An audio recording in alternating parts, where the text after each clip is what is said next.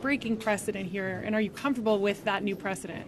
Actually, no decision has been made. The only decision that's been made so far is to bring it to the committee, and it's passed.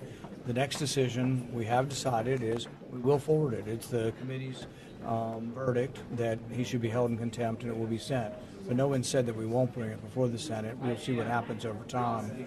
But this is outside of the ordinary bill-making process. So it doesn't have to go to the House, doesn't have to be signed by the President, and really doesn't have to go before the Senate. There is some precedent for doing it that way, and it still may be done that way. But for now, we will hand carry this over to the Attorney General. We will hand carry this to the District Court here in Columbia, and we will, as a committee, we have voted the majority to refer this, so that will be accomplished today. But Mr. Chairman, Dr. Fauci has said that you are out to get him. If you're circumventing the normal Senate procedure, aren't you proving his point? 1 million Americans died, and I think they deserve to know the truth. Anthony Fauci has advocated for dangerous gain-of-function research for 2 decades now. The question why is not a question that he can have liability for. He was given a pardon. Interestingly, the pardon starts in 2014. That's when the funding of the lab in Wuhan started. So I think he should answer questions. As far as pleading the fifth when you have a pardon, all you have to do is tell the truth, just not commit a new crime. But if we were to grant him immunity from telling the truth, of what value, would his testimony be?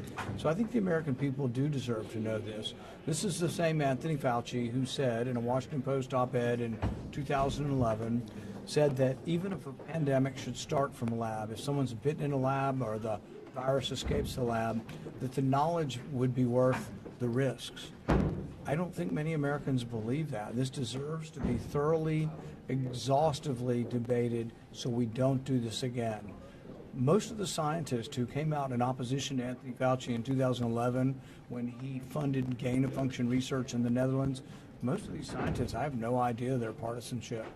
They want to make it about it being partisan or me being partisan or disliking Anthony Fauci. I had no opinion of Anthony Fauci when he came before the American people. I didn't know who he was.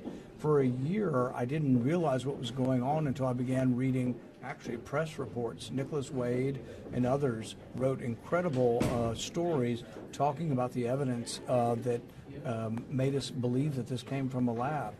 He's been evading this for a long time. The level of dishonesty is really unparalleled. In January 2020, he wrote, "We know now that the earliest cases were not from the wet market." It'll take you 30 seconds to look at all the clips. Dozens and dozens of times he came on your networks and he said, it's just the wet market. It's those crazy animals. If we shut down the wet market, we'll do this. But he wasn't an objective observer, and he wasn't adequately questioned really by the media on did he have a conflict of interest? Did he have a self-interest in it not being from the lab? Of course he did, because he